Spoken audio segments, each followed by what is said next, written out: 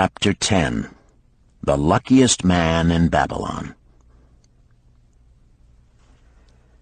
At the head of his caravan proudly rode Shahrunada, the merchant prince of Babylon. He liked fine cloth and wore rich and becoming robes. He liked fine animals and sat easily upon his spirited Arabian stallion. To look at him, one would hardly have guessed his advanced years. Certainly they would not have suspected that he was inwardly troubled. The journey from Damascus is long, and the hardships of the desert many. These he minded not. The Arab tribes are fierce and eager to loot rich caravans. These he feared not, for his many fleet-mounted guards were a safe protection. About the youth at his side, whom he was bringing from Damascus, was he disturbed. This was Hayden Gula, the grandson of his partner of other years, Arid Gula, to whom he felt he owed a debt of gratitude which could never be repaid. He would like to do something for this grandson, but the more he considered this, the more difficult it seemed because of the youth himself. Eyeing the young man's rings and earrings, he thought to himself, "He thinks jewels are for men. Still, he has his grandfather's strong face, but his grandfather wore no such gaudy robes. Yet I sought him to come, hoping I might help him get a start for himself and get away from the wreck his father has made of their inheritance."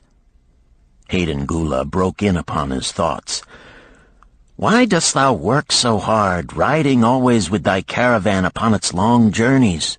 Dost thou never take time to enjoy life?" Shahrunada smiled. "To enjoy life?" he repeated. "What wouldst thou do to enjoy life if thou wert Shahrunada?"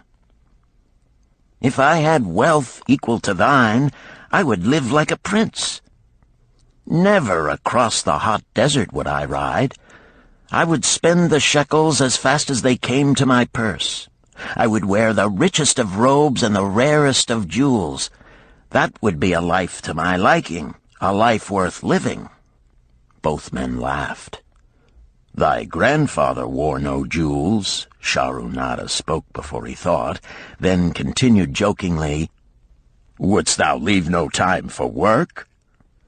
"Work was made for slaves," Hayden Gula responded. Shahrunada bit his lip but made no reply, riding in silence until the trail led them to the slope. Here he reined his mount, and pointing to the green valley far away, "See, there is the valley. Look far down, and thou canst faintly see the walls of Babylon. The tower is the temple of Bel. If thine eyes are sharp, thou mayest even see the smoke from the eternal fire upon its crest." "So that is Babylon? Always have I longed to see the wealthiest city in all the world," Hayden Gula commented. "Babylon, where my grandfather started his fortune. Would he were still alive, we would not be so sorely pressed. Why wish his spirit to linger on earth beyond its allotted time? Thou and thy father can well carry on his good work. Alas, of us neither has his gift. Father and myself know not his secret for attracting the golden shekels." Shahrunada did not reply, but gave rein to his mount and rode thoughtfully down the trail to the valley. Behind them followed the caravan in a cloud of reddish dust. Some time later they reached the king's highway and turned south through the irrigated farms. 3 old men plowing a field caught Shahrunada's attention. They seemed strangely familiar. How ridiculous! One does not pass a field after 40 years and find the same men plowing there. Yet something within him said they were the same. One, with an uncertain grip, held the plow. The others laboriously plodded beside the oxen, ineffectually beating them with their barrel staves to keep them pulling. 40 years ago, he had envied these men. How gladly he would have exchanged places. But what a difference now! With pride he looked back at his trailing caravan, well-chosen camels and donkeys loaded high with valuable goods from Damascus. All this was but one of his possessions. He pointed to the plowers, saying, "Still plowing the same field where they were 40 years ago. They look it, but why thinkest thou they are the same?" "I saw them there," Sharunada replied. Recollections were racing rapidly through his mind. Why could he not bury the past and live in the present? Then he saw, as in a picture, the smiling face of Arid Gula. The barrier between himself and the cynical youth beside him dissolved. But how could he help such a superior youth with his spendthrift ideas and bejeweled hands? Work he could offer in plenty to willing workers, but not for men who considered themselves too good for work. Yet he owed it to Arid Gula to do something, not a half-hearted attempt.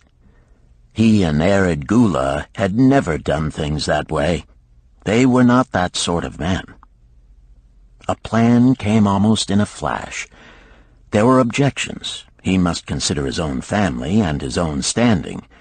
It would be cruel. It would hurt. Being a man of quick decisions, he waived objections and decided to act. "Wouldst thou be interested in hearing how thy worthy grandfather and myself joined in the partnership which proved so profitable?" he questioned. "Why not just tell me how thou madest the golden shekels? That is all I need to know," the young man parried. Sharunada ignored the reply and continued, "We start with those men plowing. I was no older than thou. As the column of men in which I marched approached, good old Megiddo, the farmer, scoffed at the slipshod way in which they plowed. Megiddo was chained next to me. 'Look at the lazy fellows,' he protested. 'The plow-holder makes no effort to plow deep, nor do the beaters keep the oxen in the furrow. How can they expect to raise a good crop with poor plowing?' "Didst thou say Megiddo was chained to thee?" Hayden Gula asked in surprise. "Yes, with bronze collars about our necks and a length of heavy chain between us. Next to him was Zabado, the sheep thief. I had known him in Harun. At the end was a man we called Pirate because he told us not his name. We judged him as a sailor as he had entwined serpents tattooed upon his chest in sailor fashion. The column was made up thus, so the men could walk in fours." "Thou wert chained as a slave?" Hayden Gula asked incredulously. "Did not thy grandfather tell thee I was once a slave? He often spoke of thee, but never hinted of this. He was a man thou couldst trust with innermost secrets. Thou, too, are a man I may trust, am I not right?" Sharunada looked him squarely in the eye. "Thou mayest rely upon my silence, but I am amazed. Tell me, how didst thou come to be a slave?" Sharunada shrugged his shoulders. "Any man may find himself a slave. It was a gaming house and barley beer that brought me disaster. I was the victim of my brother's indiscretions. In a brawl he killed his friend.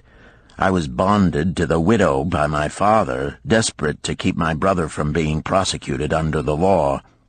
When my father could not raise the silver to free me, she in anger sold me to the slave dealer."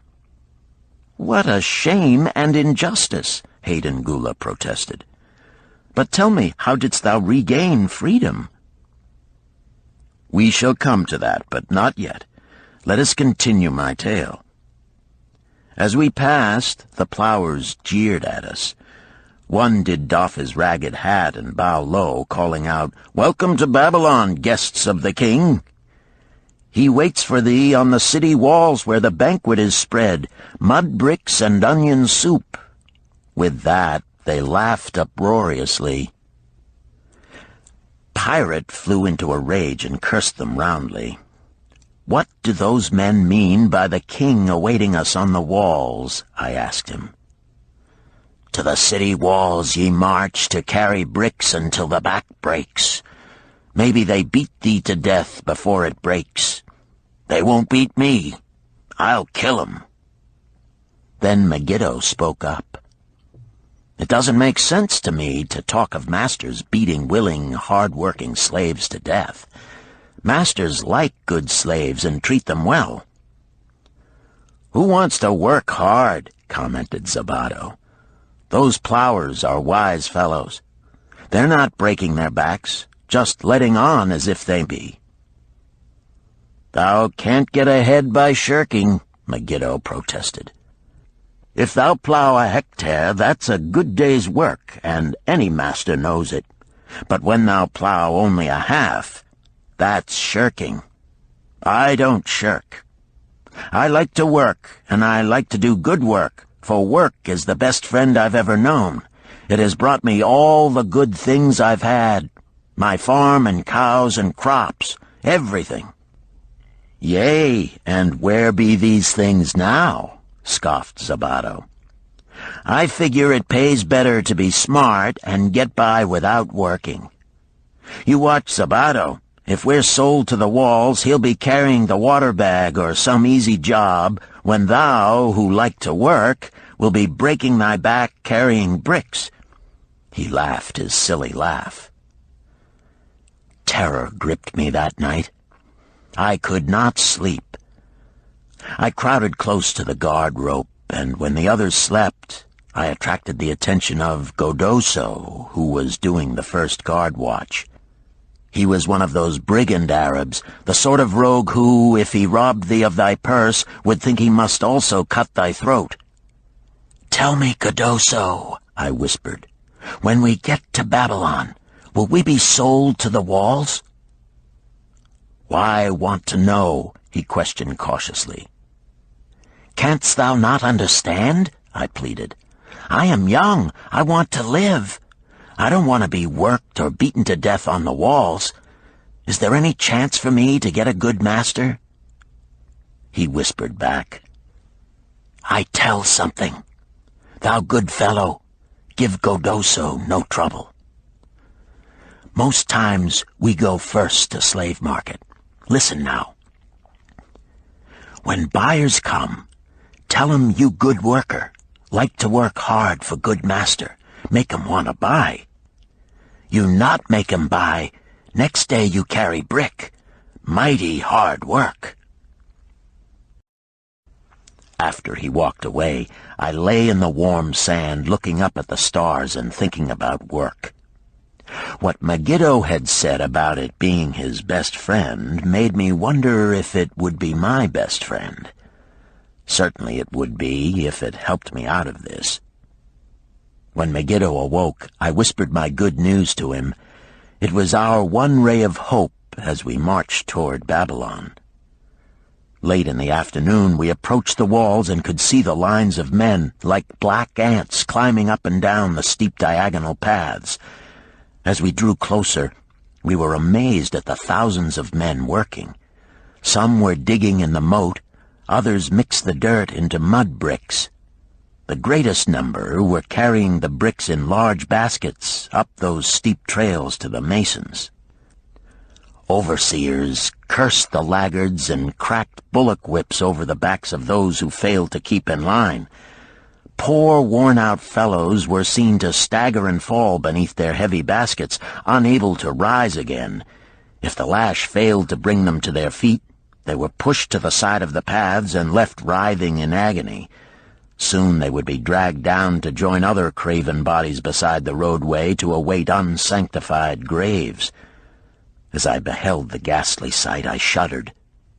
So this was what awaited my father's son if he failed at the slave market. Godoso had been right.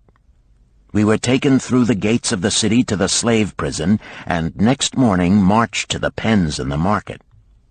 Here the rest of the men huddled in fear, and only the whips of our guard could keep them moving so the buyers could examine them. Megiddo and myself eagerly talked to every man who permitted us to address him. The slave dealer brought soldiers from the king's guard who shackled Pirate and brutally beat him when he protested. As they led him away, I felt sorry for him. Megiddo felt that we would soon part. When no buyers were near, he talked to me earnestly to impress upon me how valuable work would be to me in the future. Some men hate it. They make it their enemy. Better to treat it like a friend. Make thyself like it. Don't mind because it is hard. If thou thinkest about what a good house thou build, then who cares if the beams are heavy and it is far from the well to carry the water for the plaster? Promise me, boy, if thou get a master, work for him as hard as thou canst. If he does not appreciate all thou do, never mind. Remember, work well done does good to the man who does it. It makes him a better man. He stopped as a burly farmer came to the enclosure and looked at us critically. Megiddo asked about his farm and crops, soon convincing him that he would be a valuable man. After violent bargaining with the slave dealer, the farmer drew a fat purse from beneath his robe, and soon Megiddo had followed his new master out of sight. A few other men were sold during the morning. At noon, Godoso confided to me that the dealer was disgusted and would not stay over another night, but would take all who remained at sundown to the king's buyer. I was becoming desperate when a fat, good-natured man walked up to the wall and inquired if there was a baker among us. I approached him, saying, "Why should a good baker like thyself seek another baker of inferior ways? Would it not be easier to teach a willing man like myself thy skilled ways? Look at me. I am young, strong, and like to work. Give me a chance, and I will do my best to earn gold and silver for thy purse." He was impressed by my willingness, and began bargaining with the dealer who had never noticed me since he had bought me, but now waxed eloquent on my abilities, good health, and good disposition. I felt like a fat ox being sold to a butcher. At last, much to my joy, the deal was closed. I followed my new master away, thinking I was the luckiest man in Babylon. My new home was much to my liking. Nananeid, my master, taught me how to grind the barley in the stone bowl that stood in the courtyard, how to build the fire in the oven, and then how to grind very fine the sesame flour for the honey cakes. I had a couch in the shed where his grain was stored. The old slave housekeeper, Swasti, fed me well and was pleased at the way I helped her with the heavy tasks. Here was the chance I had longed for to make myself valuable to my master, and, I hoped, to find a way to earn my freedom. I asked Nananeid to show me how to knead the bread and to bake. This he did, much pleased at my willingness. Later, when I could do this well, I asked him to show me how to make the honey cakes, and soon I was doing all the baking. My master was glad to be idle, but Swasti shook her head in disapproval. "No work to do is bad for any man," she declared. I felt it was time for me to think of a way by which I might start to earn coins to buy my freedom. As the baking was finished at noon, I thought Nananeid would approve if I found profitable employment for the afternoons and might share my earnings with me. Then the thought came to me, why not bake more of the honey cakes and peddle them to hungry men upon the streets of the city? I presented my plan to Nananeid this way. "If I can use my afternoons after the baking is finished to earn for thee coins, would it be only fair for thee to share my earnings with me that I might have money of my own to spend for those things which every man desires and needs?" Fair enough," he admitted. When I told him of my plan to peddle our honey cakes, he was well pleased. "Here is what we will do," he suggested. "Thou sellest them at 2 for a penny, Then half of the pennies will be mine to pay for the flour and the honey and the wood to bake them. Of the rest I shall take half, and thou shalt keep half." I was much pleased by this generous offer that I might keep for myself 1/4 of my sales. That night I worked late to make a tray upon which to display them. Nananeid gave me one of his worn robes that I might look well, and Swasti helped me patch it and wash it clean. The next day I baked an extra supply of honey cakes. They looked brown and tempting upon the tray as I went along the street, loudly calling my wares. At first no one seemed interested, and I became discouraged. I kept on, and later in the afternoon, as men became hungry, the cakes began to sell, and soon my tray was empty. Nananeid was well pleased with my success and gladly paid me my share. I was delighted to own pennies. Megiddo had been right when he said a master appreciated good work from his slaves. That night I was so excited over my success I could hardly sleep, and tried to figure how much I could earn in a year and how many years would be required to buy my freedom. As I went forth with my tray of cakes every day, I soon found regular customers. One of these was none other than thy grandfather, Arid Gula. He was a rug merchant and sold to the housewives, going from one end of the city to the other, accompanied by a donkey loaded high with rugs and a black slave to tend it. He would buy 2 cakes for himself and 2 for his slave, always tarrying to talk with me while they ate them. Thy grandfather said something to me one day that I shall always remember. "I like thy cakes, boy. But better still, I like the fine enterprise with which thou offerest them. Such spirit can carry thee far on the road to success." But how canst thou understand, Hayden Gula, what such words of encouragement could mean to a slave boy, lonesome in a great city, struggling with all he had in him to find a way out of his humiliation? As the months went by, I continued to add pennies to my purse. It began to have a comforting weight upon my belt. Work was proving to be my best friend, just as Megiddo had said. I was happy, but Swasti was worried. "Thy master, I fear to have him spend so much time at the gaming houses," she protested. I was overjoyed one day to meet my friend Megiddo upon the street. He was leading 3 donkeys loaded with vegetables to the market. "I am doing mighty well," he said. "My master does appreciate my good work, for now I am a foreman. See, he does trust the marketing to me. And also he is sending for my family. Work is helping me to recover from my great trouble. Someday it will help me to buy my freedom and once more own a farm of my own." Time went on, and Nananeid became more and more anxious for me to return from selling. He would be waiting when I returned, and would eagerly count and divide our money. He would also urge me to seek further markets and increase my sales.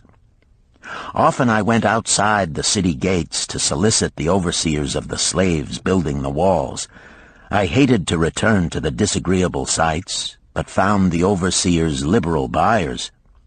One day I was surprised to see Zabado waiting in line to fill his basket with bricks. He was gaunt and bent, and his back was covered with welts and sores from the whips of the overseers. I was sorry for him, and handed him a cake which he crushed into his mouth like a hungry animal. Seeing the greedy look in his eyes, I ran before he could grab my tray. "Why dost thou work so hard?" Arid Gula said to me one day. Almost the same question thou asked of me today, dost thou remember? I told him what Megiddo had said about work and how it was proving to be my best friend. I showed him with pride my wallet of pennies and explained how I was saving them to buy my freedom. "When thou art free, "What wilt thou do?" he inquired. "Then," I answered, "I intend to become a merchant." At that he confided in me, something I had never suspected. "Thou knowest not that I also am a slave. I am in partnership with my master." "Stop!"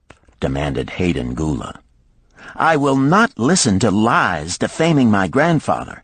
He was no slave." His eyes blazed in anger.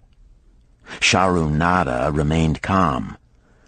"I honor him for rising above his misfortune and becoming a leading citizen of Damascus. Art thou his grandson, cast of the same mold? Art thou man enough to face true facts, or dost thou prefer to live under false illusions?" Hayden Gula straightened in his saddle. In a voice suppressed with deep emotion, he replied, "My grandfather was beloved by all. Countless were his good deeds. When the famine came, did not his gold buy grain in Egypt, and did not his caravan bring it to Damascus and distribute it to the people so none would starve? Now thou sayest he was but a despised slave in Babylon. Had he remained a slave in Babylon, that he might well have been despised, but when, through his own efforts, he became a great man in Damascus, the gods indeed condoned his misfortunes and honored him with their respect," Sharunada replied. "After telling me that he was a slave," Sharunada continued, "he explained how anxious he had been to earn his freedom. Now that he had enough money to buy this, he was much disturbed as to what he should do. He was no longer making good sales and feared to leave the support of his master." I protested his indecision. "Cling no longer to thy master. Get once again the feeling of being a free man. Act like a free man and succeed like one. Decide what thou desirest to accomplish, and then work will aid thee to achieve it." He went on his way, saying he was glad I had shamed him for his cowardice. One day I went outside the gates again, and was surprised to find a great crowd gathering there. When I asked a man for an explanation, he replied, "Hast thou not heard? An escaped slave who murdered one of the king's guards has been brought to justice and will this day be flogged to death for his crime. Even the king himself is to be here." So dense was the crowd about the flogging post, I feared to go near lest my tray of honey cakes be upset. Therefore I climbed up the unfinished wall to see over the heads of the people. I was fortunate in having a view of Nebuchadnezzar himself as he rode by in his golden chariot. Never had I beheld such grandeur, such robes and hangings of gold cloth and velvet. I could not see the flogging, though I could hear the shrieks of the poor slave. I wondered how one so noble as our handsome king could endure to see such suffering, yet when I saw he was laughing and joking with his nobles, I knew he was cruel and understood why such inhuman tasks were demanded of the slaves building the walls. After the slave was dead, his body was hung upon a pole by a rope attached to his leg so all might see. As the crowd began to thin, I went close. On the hairy chest, I saw tattooed 2 entwined serpents. It was Pirate. The next time I met Arid Gula, he was a changed man. Full of enthusiasm, he greeted me. "Behold, the slave thou knewest is now a free man. There was magic in thy words. Already my sales and my profits are increasing. My wife is overjoyed. She was a free woman, the niece of my master. She much desires that we move to a strange city where no man shall know I was once a slave. Thus our children shall be above reproach for their father's misfortune. Work has become my best helper. It has enabled me to recapture my confidence and my skill to sell." I was overjoyed that I had been able, even in a small way, to repay him for the encouragement he had given me.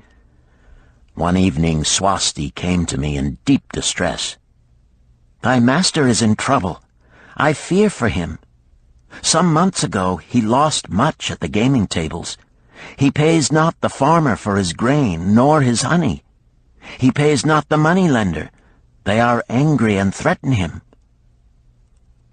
"Why should we worry over his folly? We are not his keepers," I replied thoughtlessly. "Foolish youth, thou understandest not. To the money-lender didst he give thy title to secure a loan? Under the law he can claim thee and sell thee. I know not what to do. He is a good master. Why, oh, why should such trouble come upon him?" Not were Swasti's fears groundless. While I was doing the baking next morning, the money-lender returned with a man he called Sasi. This man looked me over and said I would do. The money-lender waited not for my master to return, but told Swasti to tell him he had taken me. With only the robe on my back and the purse of pennies hanging safely from my belt, I was hurried away from the unfinished baking. I was whirled away from my dearest hopes as the hurricane snatches the tree from the forest and casts it into the surging sea. Again a gaming house and barley beer had caused me disaster. Sasi was a blunt, gruff man. As he led me across the city, I told him of the good work I had been doing for Nananeid, and said I hoped to do good work for him. His reply offered no encouragement. "I like not this work. My master likes it not. The king has told him to send me to build a section of the Grand Canal. Master tells Sasi to buy more slaves, work hard, and finish quick. Bah! How can any man finish a big job quick?"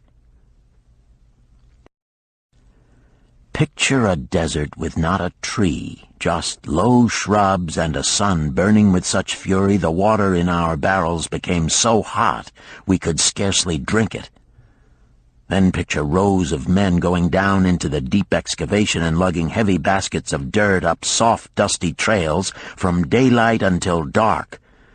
Picture food served in open troughs from which we helped ourselves like swine.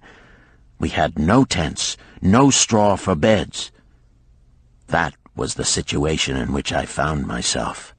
I buried my wallet in a marked spot, wondering if I would ever dig it up again.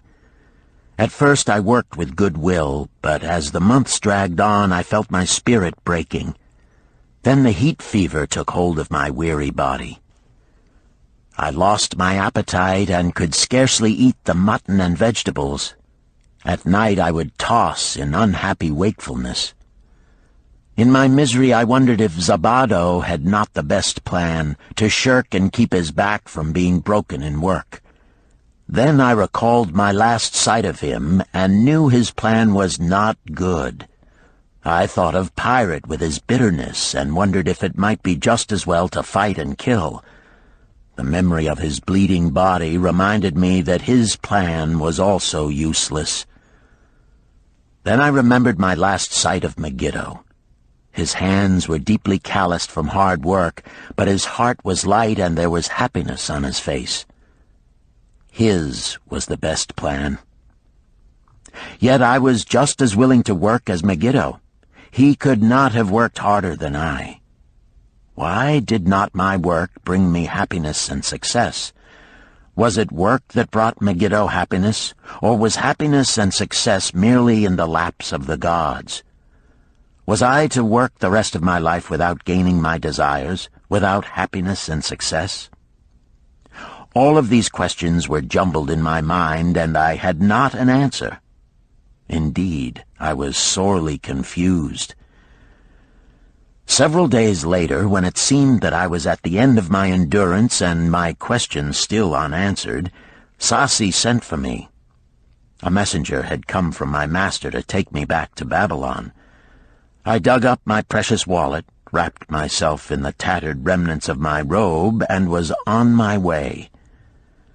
As we rode, the same thoughts of a hurricane whirling me hither and thither kept racing through my feverish brain.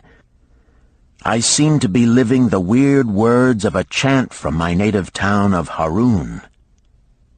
besetting a man like a whirlwind, driving him like a storm, whose course no one can follow, whose destiny no one can foretell. Was I destined to be ever thus punished for I knew not what? What new miseries and disappointments awaited me? When we rode to the courtyard of my master's house, imagine my surprise when I saw Arid Gula awaiting me. He helped me down and hugged me like a long-lost brother. As we went our way, I would have followed him as a slave should follow his master, but he would not permit me. He put his arm about me, saying, "I hunted everywhere for thee. When I had almost given up hope, I did meet Swasti, who told me of the money-lender who directed me to thy noble owner. A hard bargain he did drive, and made me pay an outrageous price. But thou art worth it. Thy philosophy and thy enterprise have been my inspiration to this new success." "Megiddo's philosophy, not mine," I interrupted.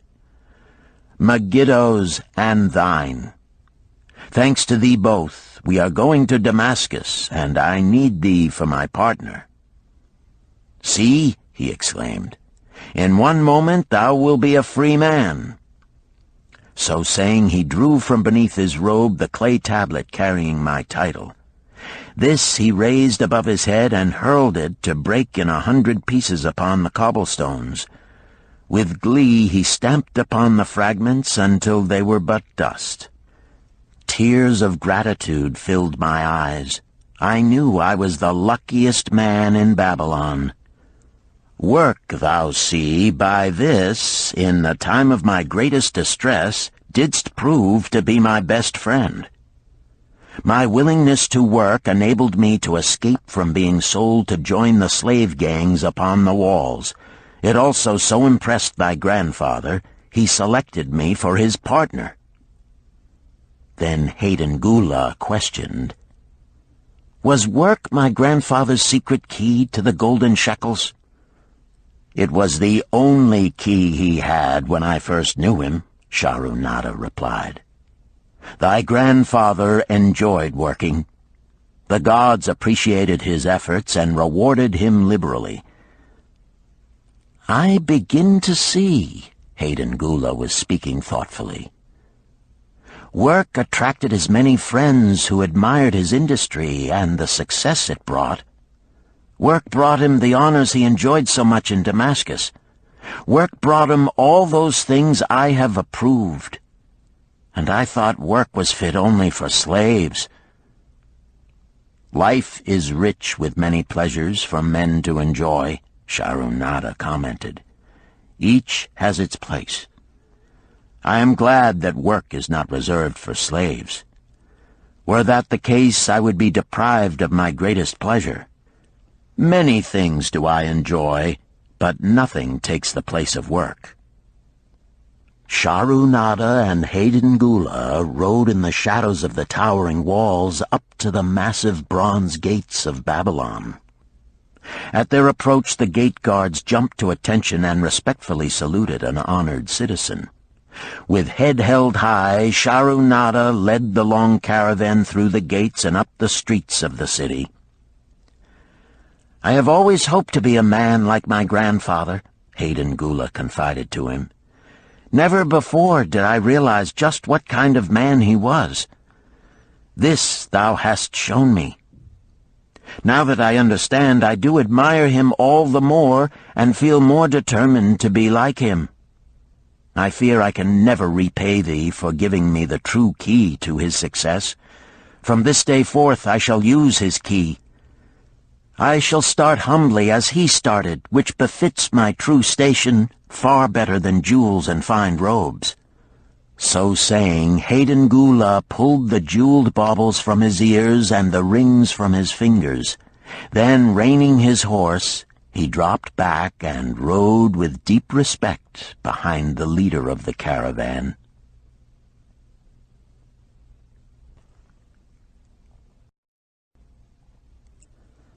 Chapter 11.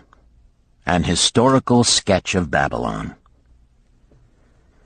In the pages of history, there lives no city more glamorous than Babylon. Its very name conjures visions of wealth and splendor.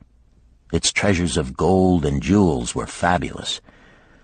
One naturally pictures such a wealthy city as located in a suitable setting of tropical luxury, surrounded by rich natural resources of forests and mines. Such was not the case. It was located beside the Euphrates River in a flat, arid valley. It had no forests, no mines, not even stone for building. It was not even located upon a natural trade route. The rainfall was insufficient to raise crops. Babylon is an outstanding example of man's ability to achieve great objectives using whatever means are at his disposal. All of the resources supporting this large city were man-developed. All of its riches were man-made. Babylon possessed just two natural resources: a fertile soil and water in the river. With one of the greatest engineering accomplishments of this or any other day, Babylonian engineers diverted the waters from the river by means of dams and immense irrigation canals. Far out across that arid valley went these canals to pour the life-giving waters over the fertile soil. This ranks among the first engineering feats known to history. Such abundant crops as were the reward of this irrigation system the world had never seen before. Fortunately, during its long existence, Babylon was ruled by successive lines of kings to whom conquest and plunder were but incidental. While it engaged in many wars, most of these were local or defensive against ambitious conquerors from other countries who coveted the fabulous treasures of Babylon. The outstanding rulers of Babylon live in history because of their wisdom, enterprise, and justice. Babylon produced no strutting monarchs who sought to conquer the known world that all nations might pay homage to their egotism. As a city, Babylon exists no more. When those energizing human forces that built and maintained the city for thousands of years were withdrawn, it soon became a deserted ruin. The site of the city is in Asia, about 600 miles east of the Suez Canal, just north of the Persian Gulf. The latitude is about 30 degrees above the equator, practically the same as that of Yuma, Arizona. It possessed a climate similar to that of this American city, hot and dry. Today, this valley of the Euphrates, once a populous irrigated farming district, is again a windswept arid waste. Scant grass and desert shrubs strive for existence against the wind-blown sands. Gone are the fertile fields, the mammoth cities, and the long caravans of rich merchandise. Nomadic bands of Arabs, securing a scant living by tending small herds, are the only inhabitants. Such it has been since about the beginning of the Christian era. Dotting this valley are earthen hills. For centuries they were considered by travelers to be nothing else. The attention of archaeologists were finally attracted to them because of broken pieces of pottery and brick washed down by the occasional rainstorms.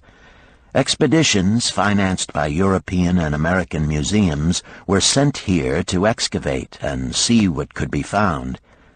Picks and shovels soon proved these hills to be ancient cities. City graves, they might well be called.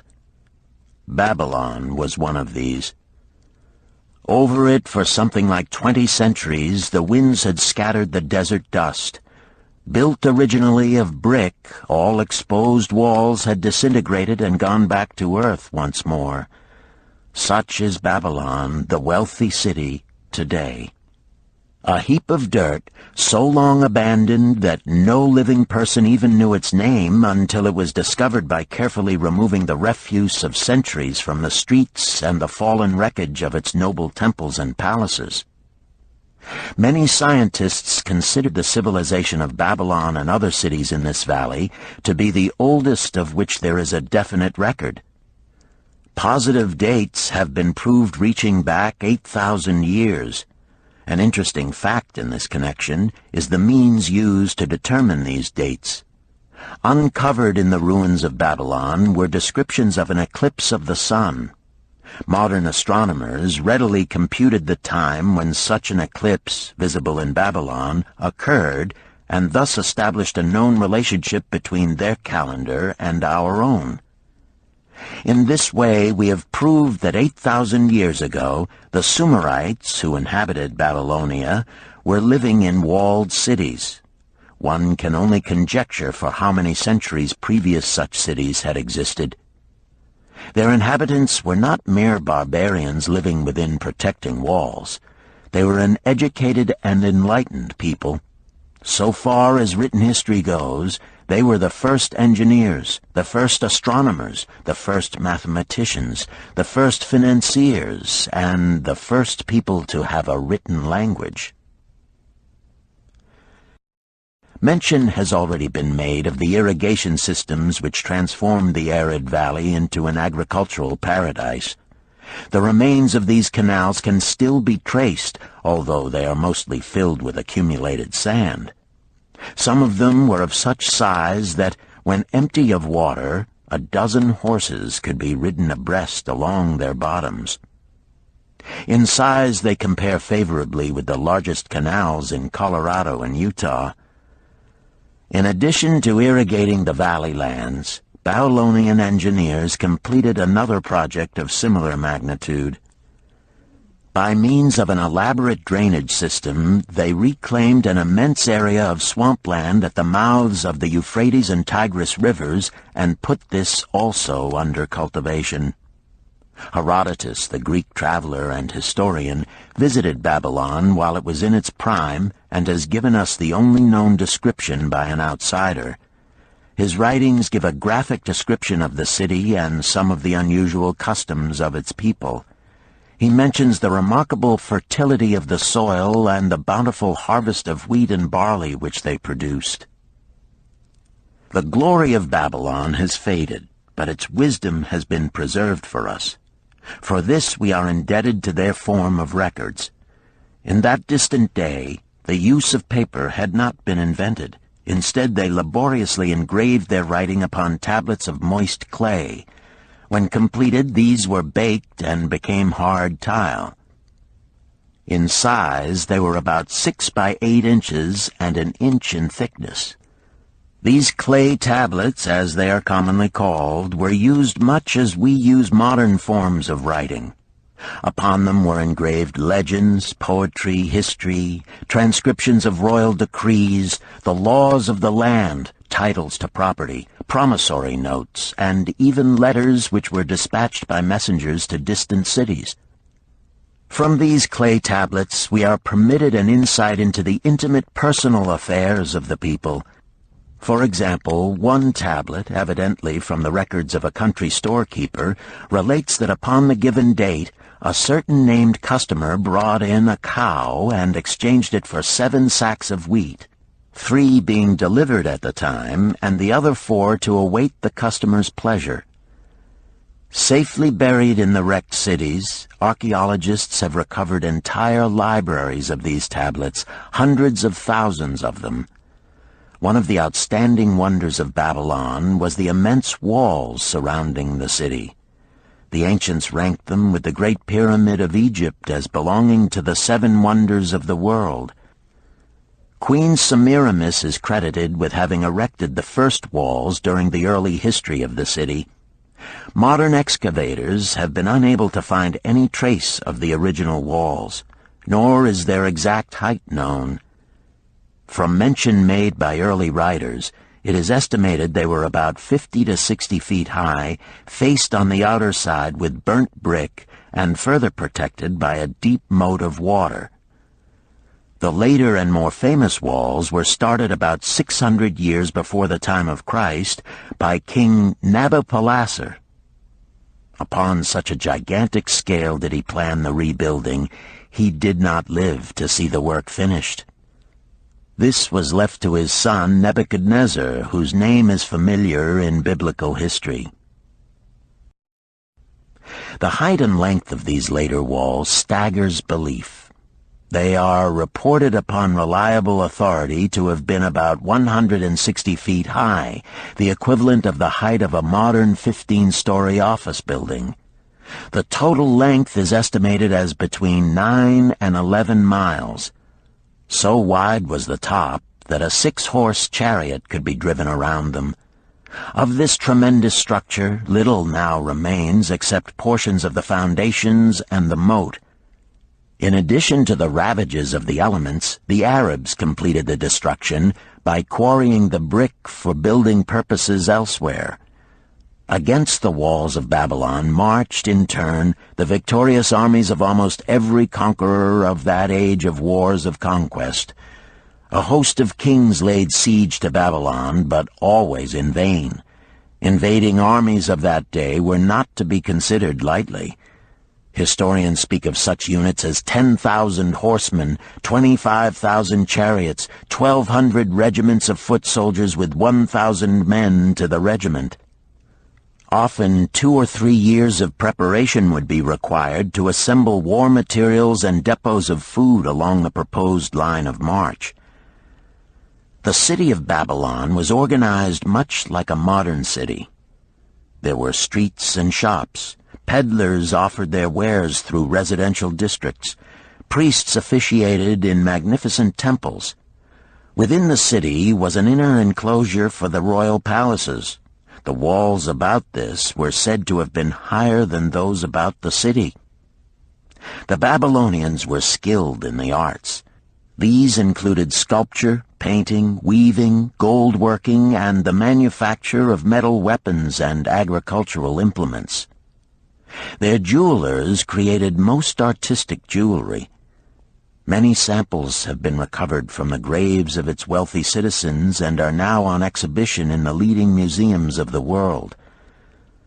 At a very early period, when the rest of the world was still hacking at trees with stone-headed axes, or hunting and fighting with flint-pointed spears and arrows, the Babylonians were using axes, spears, and arrows with metal heads.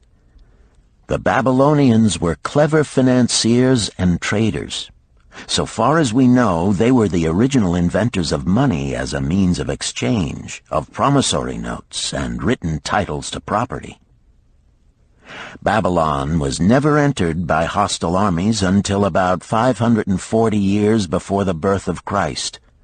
Even then, the walls were not captured. The story of the fall of Babylon is most unusual. Cyrus, one of the great conquerors of that period, intended to attack the city and hoped to take its impregnable walls.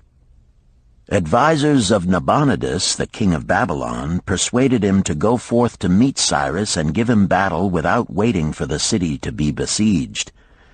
In the succeeding defeat to the Babylonian army, it fled away from the city. Cyrus thereupon entered the open gates and took possession without resistance. Thereafter, the power and prestige of the city gradually waned until, in the course of a few hundred years, it was eventually abandoned, deserted, left for the winds and storms to level once again to that desert earth from which its grandeur had originally been built. Babylon had fallen, never to rise again. But to it, civilization owes much. The eons of time have crumbled to dust the proud walls of its temples, but the wisdom of Babylon endures.